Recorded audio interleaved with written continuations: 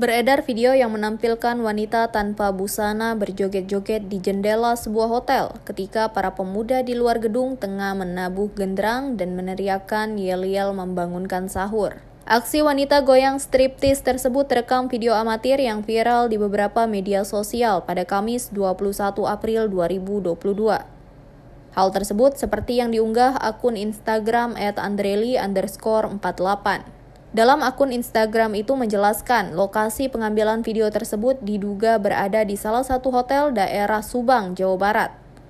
Pada video yang beredar itu menampilkan sekelompok pemuda tengah membangunkan sahur di pinggiran jalan depan gedung hotel. Tetapi di lantai atasnya terlihat seorang wanita tanpa busana meliuk-liukkan badan. Perempuan bugil itu tampak jelas karena dia berada tepat di jendela. Kontan video tersebut mendapat tanggapan beragam dari banyak warganet.